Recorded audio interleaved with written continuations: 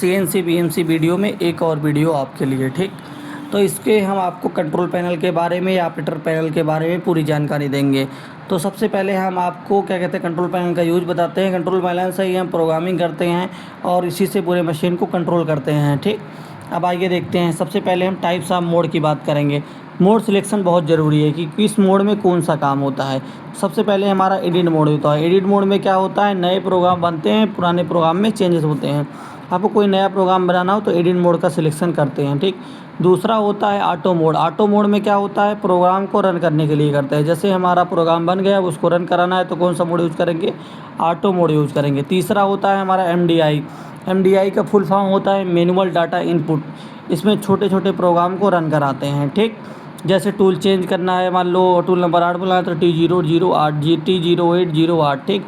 Spindle rotate करना है G97 M03 S 1000 RPM, तो 1000 RPM से स्पिंडल रोटेट हो जाएगा, ठीक। अगला होता है जॉग। जॉग मोड में क्या करते हैं, टूल को तेज़ी से मूवमेंट कराते हैं या फास्ट में मूवमेंट कराते हैं, और जो इंडेक्स टूल ट्रेड होता है उसको मैनुअली इंडेक्स कराते हैं, ठीक। अगला होता है रेफरेंस। टूल को रेफरेंस करने के लिए हम रेफरेंस पोजीशन का यूज़ करते हैं। जैसे टूल हमारा बीच में खड़ा है, मैंने इंसर्ट चेंज किया तो क्या है, टूल को हम रेफरेंस करके मशीन को चलाते हैं, ठीक। अगला होता है SBK का मतलब होता है सिंगल ब्लॉक, एक एक ब्लॉक को रीड करेगा।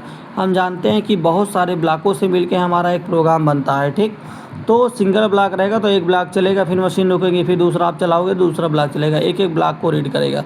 अगला होता है MPG का फुल फॉर्म होता है मैनुअल पल्स जनरेट। इसमें टूल को एक्स और जेड में मूवमेंट कराते हैं। अगला होता है स्पिंडल ओवरराइड। स्पिंडल ओवरराइड में क्या होता है, स्पिंडल स्पीड को कम ज़्यादा करते हैं, ठीक। अगला होता है फीड ओवरराइड। फीड ओवरराइड क्या होता है, टूल के काटने की स्पीड को हम इससे कम ज़्यादा करते हैं। अगला होता है रैपिड ओवरराइड। रैपिड ओवरराइड क्या होता है, टूल के आने की स्पीड को हम इससे कम करते हैं। इन दोनों बटनों का यूज हम क्या करते हैं, एक टूल को जब आता है तो कंट्रोल करके चलाते हैं, दूसरा जब कटिंग होती है तो वहाँ पे देख देख के चलाते हैं कि कितना क्या कटिंग हो रहा है, ठीक। Emergency button. इमरजेंसी स्टॉप का यूज़ हम आपातकालीन स्थिति में करते हैं। जैसे मशीन में हमारा एक्सीडेंट होना हो तो अगर इमरजेंसी दबा देंगे तो मशीन उसी कंडीशन में रुक जाएगी, ठीक। आइए देखते हैं आगे। अगला होता है रीसेट। रीसेट में मशीन को रीसेट करने के लिए करते हैं। जैसे कोई अलार्म आ गया तो आप रीसेट कर दीजिए, या कर्सर नीचे है या प्रोग्राम बना है तो रीसेट कर दीजिए। इन सब का यूज हम रीसेट करने के लिए करते हैं, रीसेट बटन का यूज़ करते हैं, ठीक। Cycle start. अगर हमें पूरा प्रोग्राम रन बन गया है, रन करना है तो साइकिल स्टार्ट का बटन का यूज़ करते हैं। साइकिल स्टॉप मतलब बटन को बंद। साइकिल स्टॉप का मतलब क्या होता है कि जो हमारा प्रोग्राम चल रहा है उसको रोकने के लिए हम साइकिल स्टॉप का यूज़ करेंगे।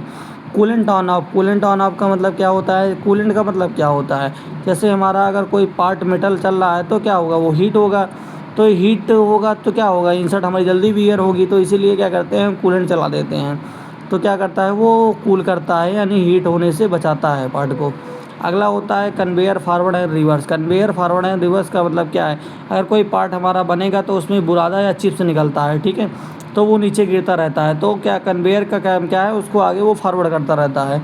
तो अगर हमें फॉरवर्ड करना है तो फॉरवर्ड, रिवर्स करना है तो रिवर्स। रिवर्स का यूज़ कहाँ करते हैं, जैसे एलंकी वगैरह गिर गई तो उसको रिवर्स करके हम अपनी एलंकी वगैरह ले सकते हैं, ठीक। अगला होता है OPT optional stop. Optional stop का मतलब क्या है, जैसे मैंने एक कोई पार्ट बना रहा हूँ जिसमें टर्निंग भी हो रही, ड्रिलिंग भी हो रही, बोरिंग भी हो रही। हम चाहते हैं कि टर्निंग के बाद उस पार्ट को चेक करें तो क्या करते हैं, उसमें ऑप्शनल स्टॉप लगा देते हैं। तो एक ऑपरेशन के बाद हमारी मशीन रुक जाती है। अगला होता है BDT। BDT में क्या होता है कि हम ब्लॉक डिलीट या ब्लॉक को स्किप करते हैं, ठीक। इसमें क्या होता है कि कोई ब्लॉक हमें डिलीट करना है या स्किप करना है तो इसका यूज़ करते हैं, ठीक। और आगे देखिए, आप जो ऊपर लिखा है इसमें वर्ड को समझिए आप। जैसे पहला होता है हमारा पोजीशन। पोजीशन में क्या करते हैं हम, पोजीशन दबाने से हमें पता चल जाता है हमारा कितना टूल आना है, कितनी एब्सोल्यूट वैल्यू क्या है, इंक्रीमेंटल वैल्यू क्या है, ये सब मालूम हो जाता है। प्रोग्राम से हमें प्रोग्राम की इसके बारे में मालूम होता है। ऑफसेट या सेटअप, यहाँ से हम ऑफसेट लेते हैं कि वियर ऑफसेट लेना है कि ज्योमेट्री ऑफसेट लेना है। अगला होता है सिस्टम। सिस्टम में हम देखते हैं कैसे क्या है, इसका यूज़ हम नहीं करते, मेंटेनेंस वाले करते हैं, ठीक। अगला होता है मैसेज। मैसेज में हम देखते हैं कि हमारा कोई अलार्म आया है तो क्या इशू है, ठीक। इसमें क्या कर देखते हैं, हम ग्राफ को देखते हैं कि हमारा टूल कैसे चल रहा है। अगला होता है शिफ्ट। शिफ्ट का यूज हम कहाँ करते हैं, जैसे यहाँ पे दो वर्ड लिखा है जेड और डब्लू, तो क्या है कि हमें अगर डब्लू यूज करना है तो क्या करेंगे हम शिफ्ट के साथ, मतलब दो अल्फ़ाबेट जो लिखे हैं दूसरे वाले को यूज़ करना है तो शिफ्ट के साथ यूज़ करेंगे। अल्टर, अल्टर का मतलब क्या होता है, एक्सचेंज। जैसे हमें क्या कहते हैं, मान लीजिए मैंने लिखा है कि G03, अगर हमें यहाँ पे G03 की जगह G02 लिखना है, G02 लिख के अल्टर लिख देंगे तो G03 की जगह G02 हो जाएगा। ये क्या है, एक्सचेंज होता है इससे। अगला होता है कैन। कैन का मतलब क्या होता है, कैंसिल करना। अगला होता है इंसर्ट। इंसर्ट का मतलब क्या है कि अगर हमारा कोई वर्ड लिखा है तो वो ऊपर की तरफ फॉरवर्ड हो जाता है, ठीक।